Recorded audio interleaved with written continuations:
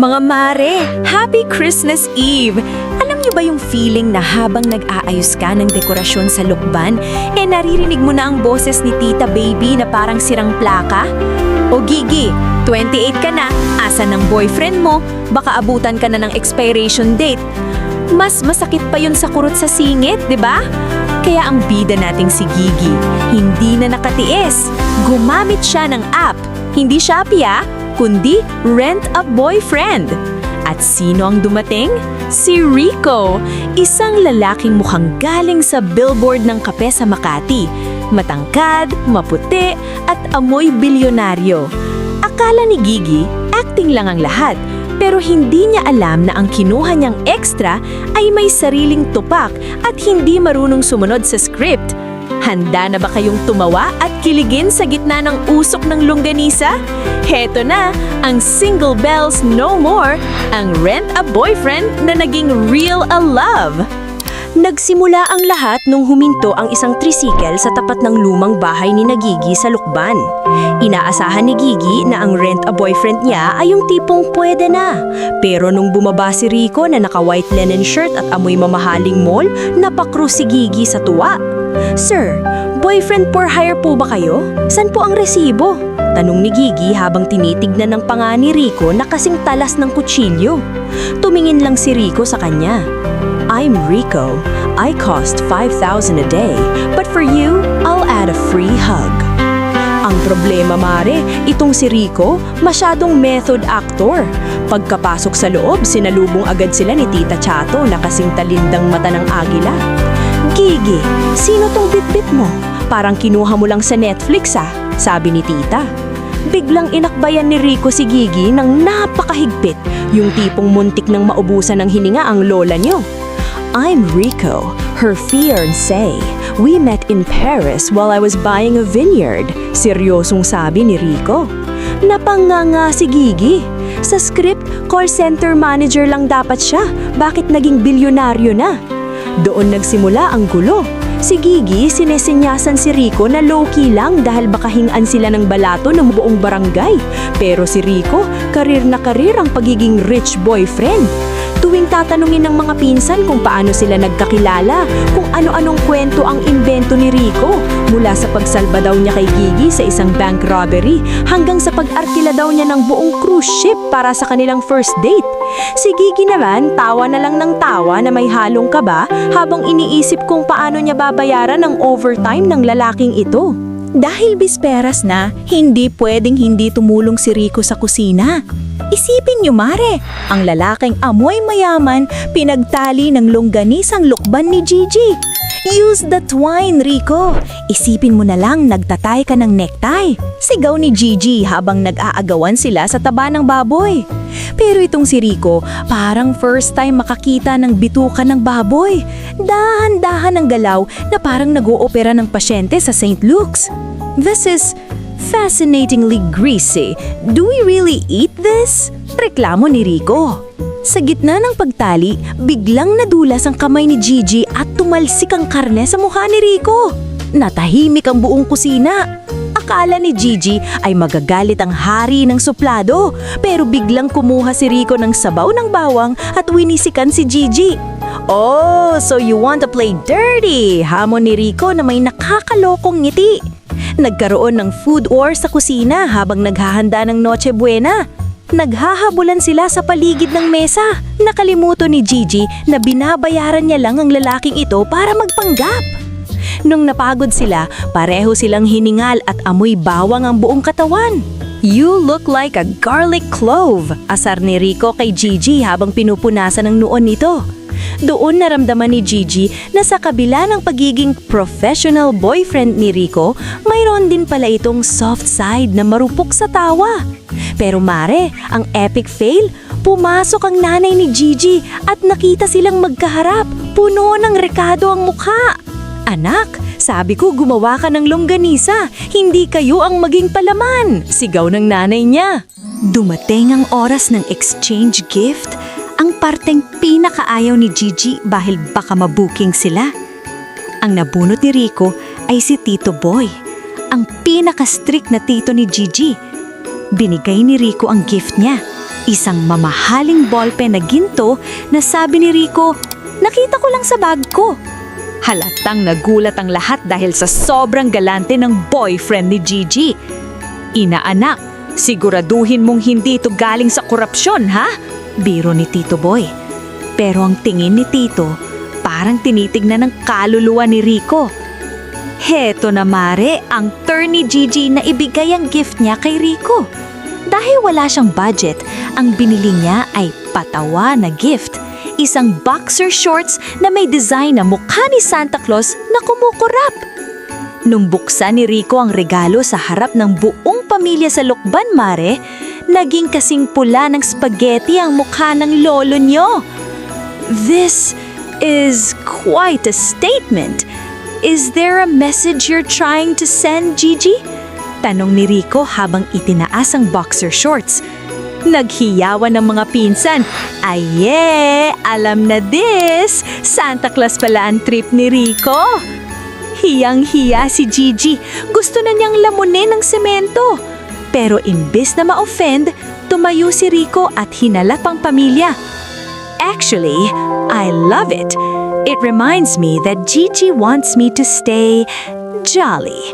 Banat ni Rico sabay kindat kay Gigi. Napasigaw ang mga tita. Iba talaga ang mga taga-Maynila, ang lalandi.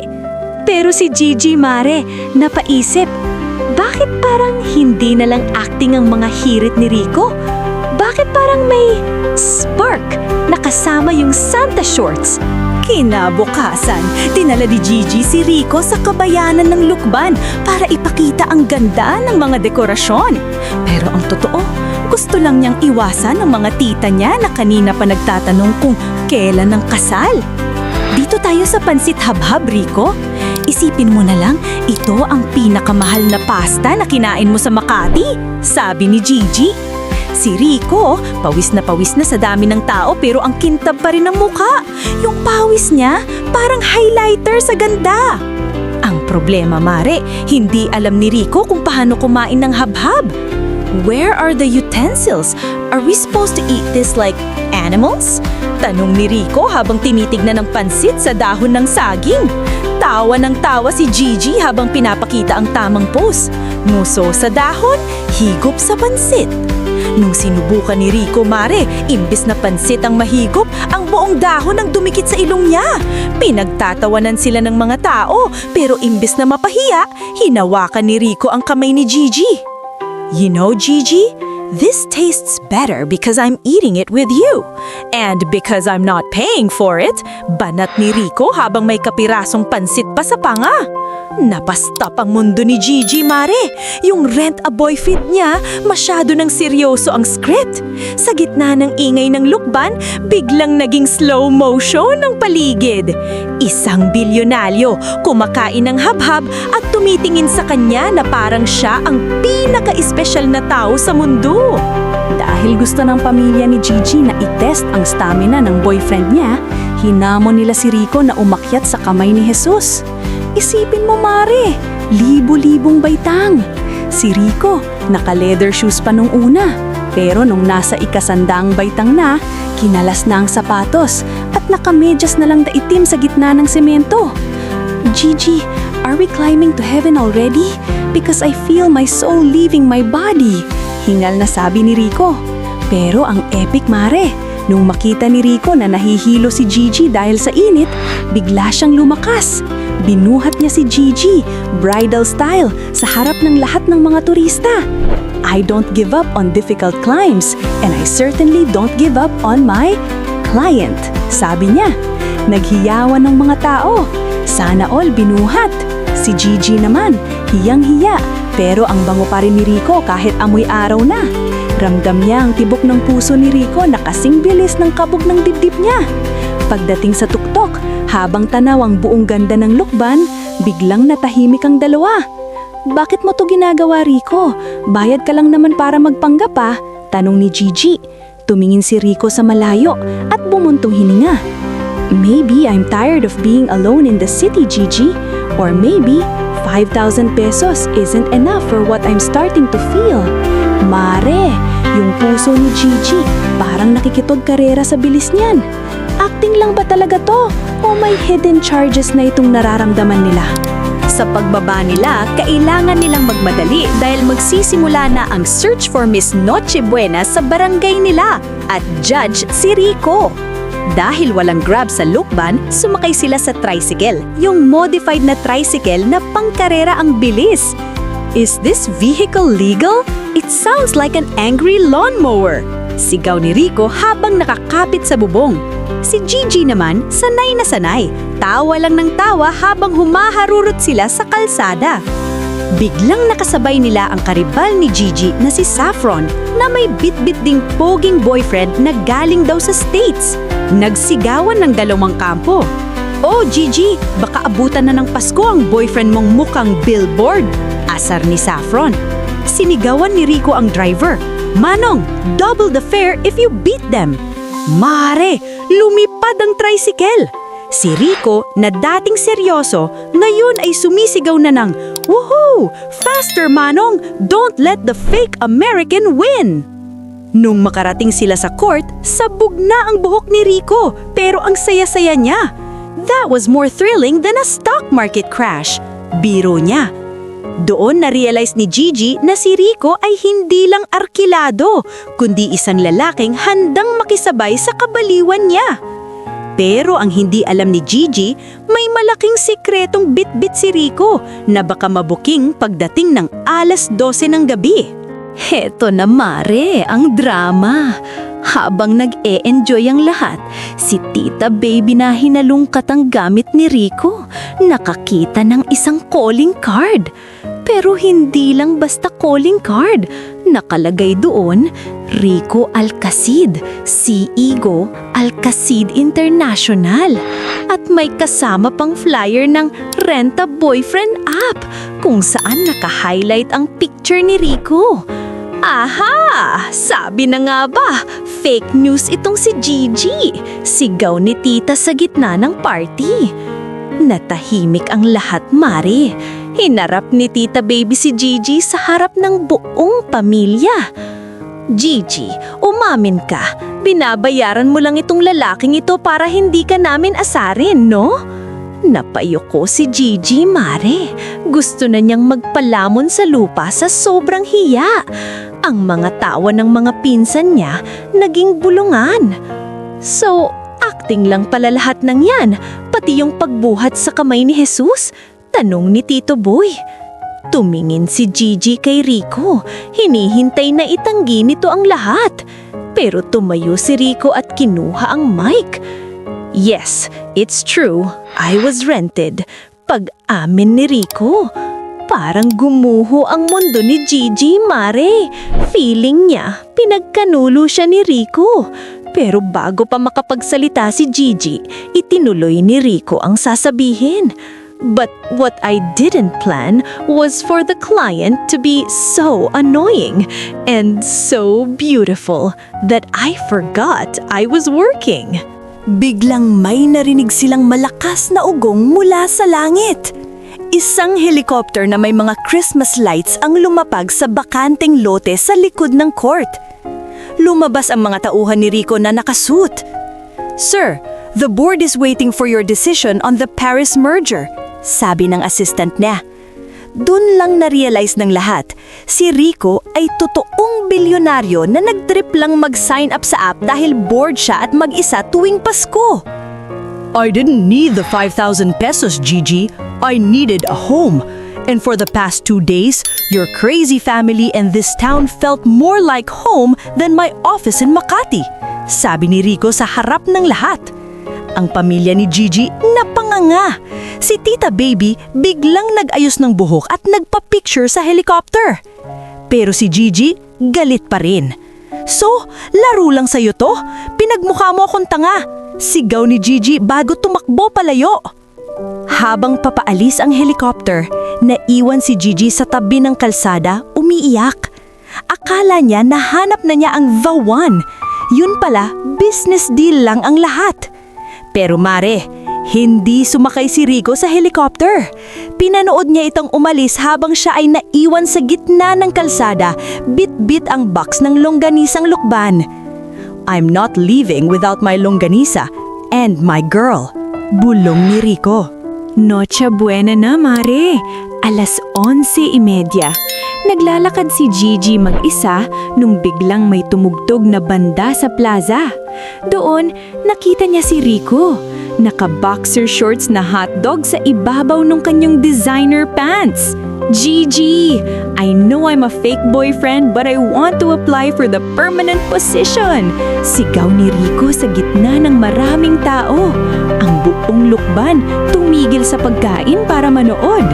Lumapit si Rico kay Gigi at lumuhod sa gitna ng kalsada. Inilabas niya ang isang dambuhalang diamond ring na kasing laki ng isang pirasong kalamay. I'm firing myself as your rent-a-boyfriend. I want to be your real one, the one who will eat hub-hub with you every Christmas, climb every mountain, and wear whatever crazy boxers you buy me. Will you marry me, Gigi? Umiiyak ba tumawa si Gigi, Mare? Ang hari ng Makati nakaluhod sa lukban habang naka-hotdog shorts. Sira ka talaga. Yes! 1,000 beses na yes! Sigaw ni Gigi. Naghiyawan ng buong barangay. Pati si Tita Baby umiiyak na rin sa kilig. O baka dahil hindi siya ang niyaya. Sa ilalim ng liwanag ng mga parol, naghalikan ng dalawa habang sabay na pumutok ang mga fireworks sa langit. Kinaumagahan, Paskong Pasko, viral na ang video ni Rico sa TikTok na may hashtag na Billionaire in Lukban at hashtag HotDogShortsProposal. Ang hari ng Makati ay naging Prince of Lukban. Nakita ang dalawa na masayang namimili ng pasalubong at si Rico sanay na sa habhab. Hindi na nadidikit ang dahon sa ilong niya. Nagpatayo si Rico ng isang Gigi Foundation sa Lukban para sa mga local entrepreneurs at naging tradisyon na nila ang mag-Noche Buena doon taon-taon. Si Tita Baby, ayon, manager na ng Facebook page ni Rico at Gigi. Panay ang post ng Our Billionaire Son-in-Law. Wala nang nagtatanong kay Gigi kung kailan ang kasal dahil ngayon ang tanong na ay kailan ang binyag. At doon nagtatapos ang kwento ni na Gigi at Rico. Isang kwentong nagpapatunay na kahit sa rent-a-boyfriend app ka pa maghanap, kung tadhana na ang magde-deliver, hinding-hindi ka mag-iisa sa Pasko. Maligayang Pasko sa inyong lahat at huwag kalimutang i-check ang mga app nyo. Baka ang bilyonaryo nyo ay stuck lang sa traffic sa Laguna. Shot na tayo ng palamig, Mare! O paano mga Mari? Teka lang, at Noche Buena na pala. Baka ako'y maubusan pa ng queso de bola at nung hamonado sa mesa. Mahirap na, baka magtampo ang tiyan ko. Hanggang sa muli nating chismisan ha? Mag-ingat kayong lahat at maligayang Pasko sa inyong pamilya. Thank you for listening. Bye-bye!